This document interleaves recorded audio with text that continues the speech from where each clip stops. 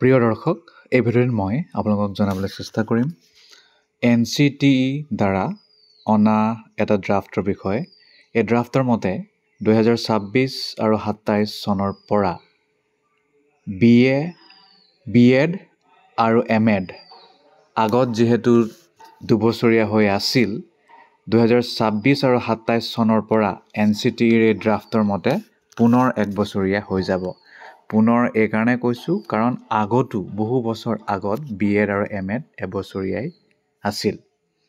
গতিকে ইয়াৰ লগত জড়িত অন্যান্য কি কথা আছে তাৰ বিষয়ে জনাবলৈ চেষ্টা কৰিম। NCTEৰ বিষয়ে আপোনালোকে জানেই, national council for teacher education. NCTE এই নতুন নিয়মৰ মতে পুনৰ BEd আৰু MEd এবছৰীয়া হ'ব আৰু ইয়াৰ বাবে কি শিক্ষাগত অৰ্হতা লাগিব, কেনেকৈ আপোনালোকে চিলেকশ্যন পাব আৰু অন্যান্য কি গুৰুত্বপূৰ্ণ কথা আছে তাৰ বিষয়ে মই জনাম। বৰ্তমান ITEP প্ৰায় সকলো কলেজতেই অনা হৈছে আৰু এই ITEPৰ দ্বাৰা কি হৈছে, যদি কোনোবাই হাই ছেকেণ্ডেৰী পাছ কৰাৰ পিছত টিচিং লাইনলৈ যাব বিচাৰে তেতিয়া তেওঁলোকে সেই লাইন ক্লাছ 12 পাছ কৰিয়ে যাব পাৰিব আৰু সেই লাইন যোৱাৰ পিছত তেওঁলোকে মেট্ৰিকৰ পৰা ক্লাছ 1ৰ পৰা আৰম্ভ কৰি ক্লাছ 10লৈকে টিচাৰ পদৰ কাৰণে এপ্লাই কৰিব পাৰিব। After ITEP course BA, BEd, BSc, BEd বা BCom, BEd হ'ব পাৰে। আৰু ইয়াৰ বাহিৰে ITEP 2026 চনৰ পৰা পুনৰ ITEP য়োগা, ফিজিকেল এডুকেশ্যন, সংস্কৃত এডুকেশ্যন আৰু আৰ্ট এডুকেশ্যনৰো অপশ্যন আনিব বুলি কৈছে। আৰু যদি আমি এতিয়া পুনৰ এবছৰীয়া BEdৰ কথা কওঁ, তেতিয়াহ'লে এবছৰীয়া BEdৰ বাবে মাষ্টাৰ ডিগ্ৰীৰ বাবে মাষ্টাৰ ডিগ্ৰীত আপোনালোকৰ 50% থাকিব লাগিব, তেতিয়াহে এবছৰীয়া BEdৰ কাৰণে এপ্লাই কৰিব পাৰিব। নতুবা আপোনালোকে 4 বছৰীয়া যদি আণ্ডাৰ গ্ৰেজুৱেট কোৰ্চ কৰিছে তেতিয়াহ'লে তাতো 50% থাকিব লাগিব আৰু তেতিয়াহে এপ্লাই কৰিব পাৰিব। যিসকল বৰ্তমান মাষ্টাৰ ডিগ্ৰী কৰি আছে, অহা বছৰ যদি তেওঁলোকৰ মাষ্টাৰ ডিগ্ৰী ক্লিয়াৰ হৈ যায়, তাৰপিছত যদি BEdৰ ফৰ্ম ফিল আপ হয় আৰু এই নতুন নিয়ম প্ৰযোজ্য হয়, তেতিয়াহ'লে আপোনালোকৰ যদি 50% থাকে, ডাইৰেক্ট আপোনালোকে এবছৰীয়া BEdৰ কাৰণে এপ্লাই কৰিব পাৰিব আৰু সেইটো কৰাৰ পিছত আপোনালোক টিচাৰ কাৰণে এলিজিবিলিটি লাভ কৰিব আৰু সেইটো চাগে খুব সম্ভৱ PGT কাৰণেহে হ'বগৈ।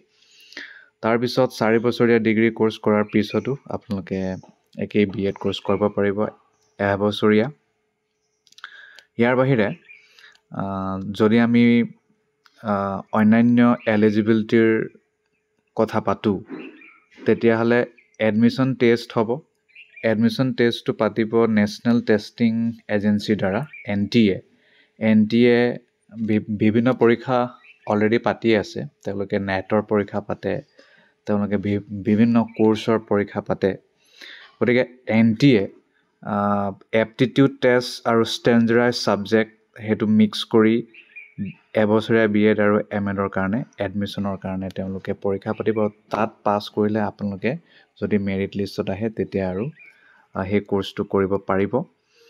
যদি এবছৰীয়া BEdৰ কথা কওঁ, তেতিয়াহ'লে 2টা ছেমিষ্টাৰ থাকিব, 40 ঘণ্টা পাৰ উইক থাকিব মিনিমাম, 96 ৱৰ্কিং ডেজ পাৰ ছেমিষ্টাৰ হোৱা কথা একৰ্ডিং টু ড্ৰাফ্ট।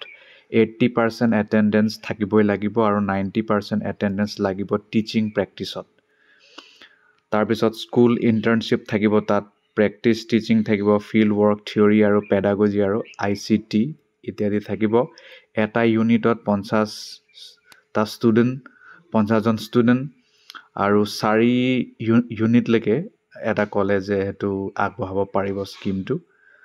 আৰু প্ৰগ্ৰামটো ফাউণ্ডেশ্যনেল ষ্টেজ থাকিব আৰু মিডল ষ্টেজ, ছেকেণ্ডেৰী ষ্টেজ ইত্যাদি। ঠিক তেনেকৈ MEdৰ যদি কথা কওঁ, MEdৰ কাৰণেও একেই হ'ব। এবছৰীয়া ফুল টাইম হ'ব MEdটো আৰু এণ্ট্ৰেঞ্চ এক্সাম পাতিব NTA, তাত আপোনালোকে পাছ কৰিব লাগিব আৰু পাছ কৰিলে যদি ছিট পায় তেতিয়াহ'লে এইটো হ'ব। আৰু ইয়াত আৰু এটা অপশ্যন ৰাখিছে যে যদি কোনোবা ইন ছাৰ্ভিচ টিচাৰে MEd কৰিব বিচাৰিছে, তেতিয়াহ'লে সেয়া খালি 2 বছৰীয়া হ'ব নতুন ষ্ট্ৰাকচাৰৰ মতে। অ'কে, গতিকে এতিয়া চাগে আপোনালোকে গম পালে কেনেকৈ এবছৰীয়া BEd বা এবছৰীয়া MA কাম কৰিব। আৰু যদি এই ৰেগুলেশ্যন যিটো ড্ৰাফ্ট হৈ আছে এতিয়ালৈকে, যদি সেইটো 26 চনত তেওঁলোকে এপ্ৰুভ কৰে, তেতিয়াহ'লে এইটো সকলো কলেজতে প্ৰযোজ্য হৈ যাব আৰু আপোনালোকে তাত পঢ়ি আপোনালোকৰ টিচিং জবটো ল'ব পাৰিব।